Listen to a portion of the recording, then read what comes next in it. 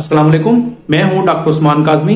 आज मैं इंशाल्लाह आपको बताऊंगा कि फिजिकल एक्टिविटी के क्या फायदे होते हैं। फिजिकल एक्टिविटी के फायदे समझने के लिए आपको यह समझना जरूरी है कि फिजिकली एक्टिव होना क्या होता है। फिजिकली एक्टिव का मतलब है कि आपने कोई भी एक्टिविटी की है जिससे आपके मसल्स में मूवमेंट हुई है। आप अगर उठकर बैठे भी हैं तो यह भी फिजिकल एक्टिविटी है। तो जितना आप फिजिकली एक्टिव होंगे उतना आपको हेल्थ बेनिफिट्स होंगे।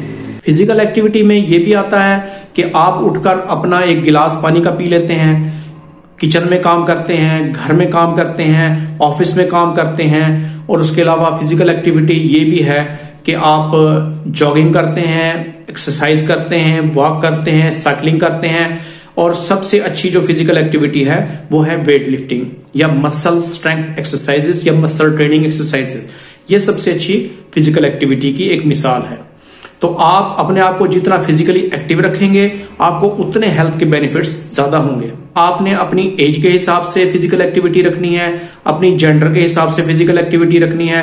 और जितना आप फिट रहना चाहते हैं उतना आपने अपनी फिजिकल एक्टिविटी को बढ़ाना है। एक यंग बंदे की फिजिकल एक्टिविटी एक ओल्ड बंदे की फिजिकल एक्टिविटी से डिफरेंट होती है और डिफरेंट होनी भी चाहिए, क्योंकि एक यंग बंदे को ज्यादा फिजिकली एक्टिव होना चाहिए क्योंकि उसने एनर्जेटिक लाइफ गुजारनी है। और जितना आप फिजिकली एक्टिव होंगे आपकी लाइफ उतनी ही कंफर्टेबल होगी और आने वाले दिनों में आप अपनी लाइफ एंजॉय भी कर सकेंगे। आज इंशाल्लाह मैं आपको फिजिकल एक्टिविटी के वो फायदे बताऊंगा जिनको सुनकर और उस पर अमल करके आप बहुत से हेल्थ के बेनिफिट्स हासिल कर सकेंगे। Number 1, improve memory and brain functions. जितना आप फिजिकली एक्टिव होंगे ब्रेन के फंक्शंस आपके उतने ही बेहतर परफॉर्म कर सकेंगे। मेमोरी भी आपकी इंप्रूव होगी।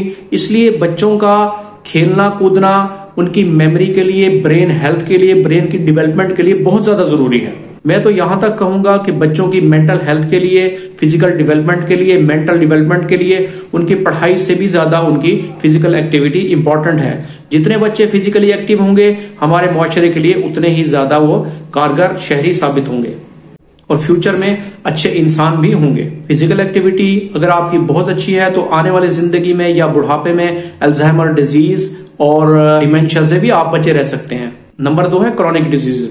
बहुत सी क्रॉनिक डिजीज ऐसी हैं जो आपकी फिजिकल एक्टिविटी बढ़ाने से, एक्सरसाइज करने से कम हो सकती हैं, जैसा कि जॉइंट पेन्स हैं, क्रॉनिक जॉइंट पेन्स हैं, कार्डियोवास्कुलर डिजीजेस हैं जिसमें स्ट्रोक हो गया या हार्ट अटैक वगैरह है, मुख्तलिफ किस्म के कैंसर्स हैं, ओबेसिटी, अल्जाइमर्स डिजीज, डिमेंशिया। उसके अलावा अल्कोहल रिलेटेड जो इश्यूज हैं और स्मोकिंग रिलेटेड इश्यूज हैं, ये तमाम चीजें एक्सरसाइज करने से, वॉक करने से कम हो सकती हैं। इसलिए एक्सरसाइज और फिजिकल एक्टिविटी इन तमाम क्रॉनिक डिजीज से बचने के लिए एक आपका सॉलिड हथियार है। इसलिए इन तमाम क्रॉनिक डिजीज से बचने के लिए फिजिकल एक्टिविटी का बढ़ाना बहुत ज्यादा जरूरी है। Number 3, weight management. आप जितना फिजिकली एक्टिव होंगे आपका वेट उतना ही कंट्रोल में रहेगा।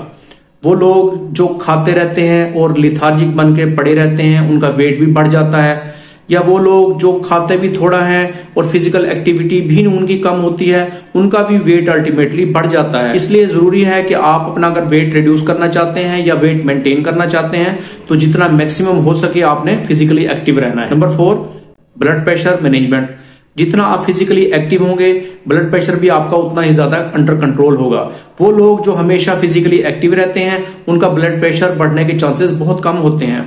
इसके अलावा हार्ट की हेल्थ के लिए भी फिजिकल एक्टिविटी बहुत ज्यादा जरूरी है। कार्डियोवास्कुलर डिजीज उन लोगों में ज्यादा होती हैं जो फिजिकली एक्टिव नहीं रहते।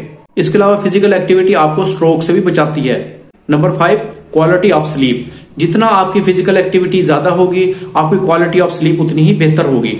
आपने बहुत से लोगों को देखा होगा, मजदूरों को देखा होगा कि सारा दिन काम करते हैं और रात को तसल्ली से सोते हैं। इसके अलावा वो लोग जो ऑफिसेज में काम करते हैं जिनका फिजिकल वर्क इतना ज्यादा नहीं होता, आपने देखा है कि वो आमतौर पर नींद की गोलियां खाते हैं और उनको आराम से नींद भी नहीं आती। इसलिए जिन लोगों की फिजिकल एक्टिविटी जितनी ज्यादा होगी, जितना हार्ड वर्क होगा, फिजिकली एक्टिव होंगे, उतनी उनकी नींद अच्छी होगी और वो सुकून से भी सोएंगे। Number 6, anxiety and depression. जितनी आपकी फिजिकल एक्टिविटी अच्छी होगी, आप वॉक करेंगे, उतने ही आपके एंग्जाइटी और डिप्रेशन में जाने के चांसेस कम से कम होंगे। इसलिए अगर आपको किसी किस्म की एंग्जाइटी है या आप डिप्रेशन का शिकार हैं तो अगर आप फिजिकल एक्टिविटी अपनी इंप्रूव करते हैं, वॉक करते हैं, उसके अलावा और भी आप फिजिकल एक्टिविटी बढ़ाते हैं तो आपकी एंग्जाइटी और डिप्रेशन का एलिमेंट कम हो जाएगा।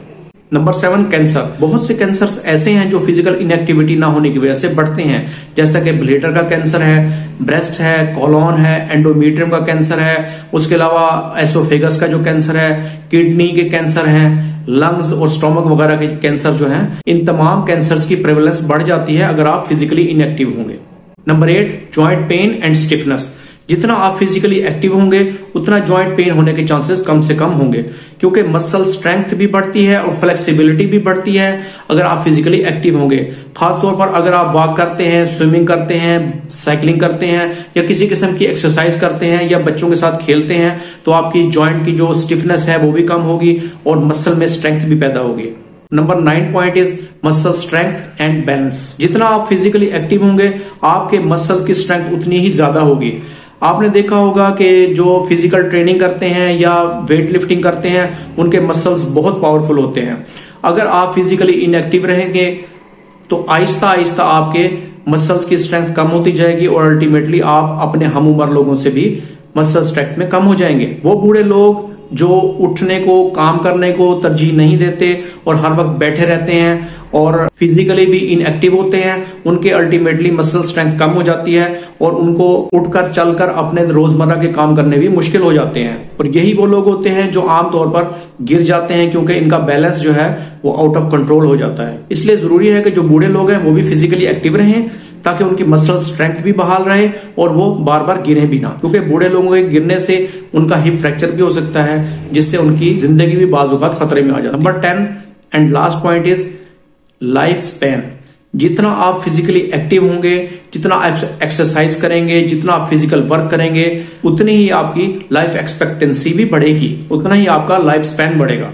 इसलिए फिजिकली एक्टिव रहें। जितना आप काम रूटीन का अपना कर सकते हैं वो भी करें। मुलाजिम कम से कम रखें।